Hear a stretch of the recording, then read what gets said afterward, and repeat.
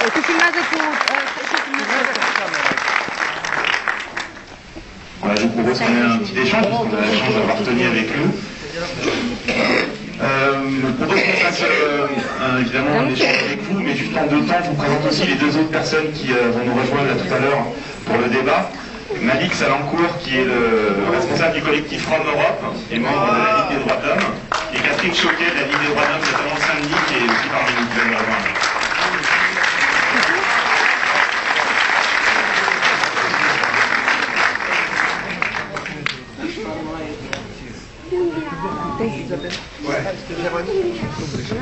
Bonsoir. Păi eu filmez cu ăsta. Filmează tu cu ăla. Il va y avoir aussi, je pense, avec nous, mais dès le début, Marcel Fiade, s'il veut bien, et puis Samir, parce que c'est important. Bravo. Et Henri? Et juste un petit mot pour le projectionniste. Patrice, si tu peux monter un peu le son du micro, merci beaucoup. Voilà, là celui-là il est parfait. Merci. Tony, je peux te faire une première question, remarque. Je sais que c'est un projet que tu portes depuis très longtemps, c'est une question qu'on a dû souvent te poser, mais elle me semble importante à souligner pour démarrer un peu cet échange. C'est un projet qui t'est personnel de par ton histoire intime, c'est un projet que tu avais envie de monter depuis très longtemps. Donc ma première question, ça serait que tu nous expliques un peu pourquoi aujourd'hui tu as finalement réussi à faire ce film. Je sais que tu le portes depuis de nombreuses années. Et dans tous tes précédents films, il y a eu des petites touches comme ça, des petits gestes qui essayaient aussi d'être une première marche sur cet hommage rendu au peuple tzigane et à leur extermination pendant la Seconde Guerre mondiale. Peut-être nous dire voilà pourquoi tu l'as fait en 2009, 2010. Parce que c'est le moment, je crois que c'est le moment. Un film, c'est un moment, il s'impose tout seul, parce que la politique elle est faite de telle façon que le respect envers cette population, l'irrespect envers cette population rome, manouche, tzigane, yéniche, s'agrandit de plus en plus, de pire en pire. Et donc c'est le moment, c'est comme un débordement, c'est comme un vase qui déborde, quoi. Et donc c'est à ce moment-là il y a un film parce que c'est trop. Même si un film ne change pas le monde, je sais qu'il ne changera pas le monde, mais par contre il lève le voile. Il lève le voile sur une histoire qui est terrible.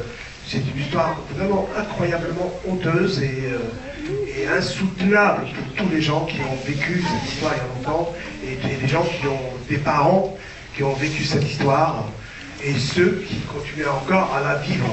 Parce que un film comme ça, évidemment que ça se passe en 1940, toute proportion gardée, il fait l'écho à aujourd'hui. C'est sûr, on le voit. Moi j'ai été un peu partout en France, il y a les manouches qui commencent à venir voir le film. D'habitude, ils ne vont pas beaucoup au cinéma, surtout ils ne parlent pas. Et là, ils commencent à témoigner et il y a des similitudes avec le passé. Parce qu'ils vivent toujours dans des caravanes, avec des carnets de nomades, toujours. Et ils se font réveiller à 6 heures, des fois, avec des coups de poing sur les caravanes. Ils les sortent, les enfants, les femmes et tout le monde, pour leur demander leur carnet de voyage, leur carnet de nomade. Donc ça rappelle ça.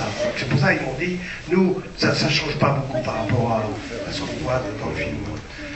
Voilà, donc c'est-à-dire c'est comme je vous ai dit tout à l'heure, il y a de l'eau qui tombe dans un vase, et à un moment, l'eau, ça déborde, et la situation actuelle vers la population rome, manouche, gitane, elle déborde.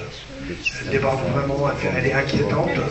Donc c'est le moment de faire un film, c'est le moment de faire des débats surtout, plus qu'un film, et de chacun donner son témoignage et parler parce que l'histoire n'est pas facile. Et c'est très très important d'en parler, d'être là tous ensemble. Merci. Moi je ferai une dernière remarque, puis après évidemment on passe la parole au public, mais je trouve qu'une des grandes forces, c'est ce que tu dis là, c'est-à-dire qu'effectivement c'est une politique, mais c'est un film qui est cinématographiquement politique. C'est-à-dire que tu as réussi, et il y a peu de films, d'abord c'est le premier film sur ce sujet, il y en a dans le cinéma, et après en plus, c'est aussi un film dans lequel tu as réussi à garder ton style, ta soif de liberté, et en rendant hommage effectivement à ce qui s'est passé, à redonner effectivement cette histoire que personne ne connaissait, la refaire vivre et la faire exister aujourd'hui, pour une réappropriation de l'histoire de ces Roms, effectivement, de ces manouches. En même temps, tu as réussi à garder ce qui fait toute la force de ton cinéma, c'est-à-dire que c'est un cinéma rempli d'énergie et qui est avant tout à la fois effectivement un hommage donc, à une période terrible et sombre de l'histoire, et en même temps c'est un film qui est plein de souffle, d'énergie et de liberté. Et tu as réussi à garder cet équilibre entre les deux, c'est très très rare parce qu'il n'y a pas du tout de côté reconstitution.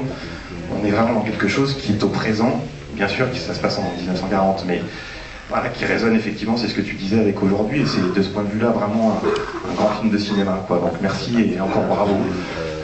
Moi je vous propose qu'on ait un échange, c'est quand même ce qu'il y a de mieux. Oui, on va continuer encore un petit peu, puis après on va faire des choses, parce que c'est difficile.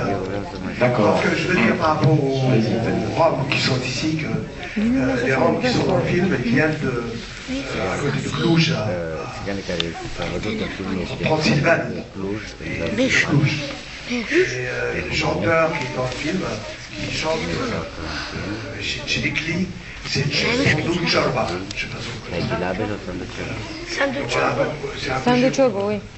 Et donc voilà, on a été les chercher en Transylvanie, et je les ai ramenés dans le centre de la France. On a tourné le film. On est resté 6 mois là-bas avec eux, et les gens du village où on a tourné, ils aimaient beaucoup parce que c'était dans le marché, ils allaient faire le marché, et c'était comme un paradis, tu vois. C'est comme on se dit, voilà, donc c'est possible, c'est une chose qui peut exister, c'est possible. Et on voyait les mamas à Rome qui partaient faire le marché avec les paysannes, les gens du village, et qui choisissaient des pommes de terre moins chères, négociaient avec le marchand, et c'était super parce que tout le monde les aimait beaucoup, parce qu'on faisait un film, donc, et tout le monde les aimait bien, ils parlaient avec les gens, et donc on dit, c'est possible, il y a une chose positive un peu, on rêvait quelque chose qui est comme dans un dessin animé, tu vois, mais bon, ce rêve-là, je l'ai vu, en tout cas, il peut exister. C'est pour l'âge d'un film, mais en tout cas, il peut exister. Ici, par exemple, à Saint-Denis.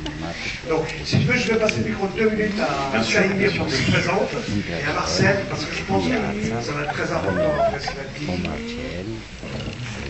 Oui, merci Tony, on ne s'est pas rencontrés avant que je voie le film. Merci beaucoup.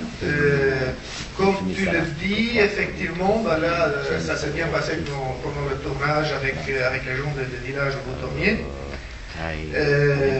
Ça donne de l'espoir. Ça donne de l'espoir, et Dieu sait qu'on en a besoin de cet espoir-là. Je te dis merci parce que sur le tournage, il y a eu cette ambiance qui a pu être créée, et ces liens humains qui ont pu être créés, et puis avec le film, il peut, et j'espère qu'il y aura beaucoup de liens qui soient créés. Merci d'avoir donné ce prétexte en fait pour créer des liens, pour qu'on discute, pour qu'on se connaisse, et pour qu'on évite que l'histoire se répète. Parce que on le voit dans le film, mais souvent je lis des annonces, des articles qui annoncent le film, et qui disent une loi de Vichy a interdit aux nomades de circuler et les a assignés à résidence. Alors je vois là on parle beaucoup de devoir de mémoire. Un devoir, quel qu'il soit, de mémoire ou d'autre chose, soit on l'exécute comme il faut, soit on le fait comme il faut, soit on ne le fait pas. Et ce devoir de mémoire, pour qu'il soit correctement fait, il ne faut pas qu'on présente l'histoire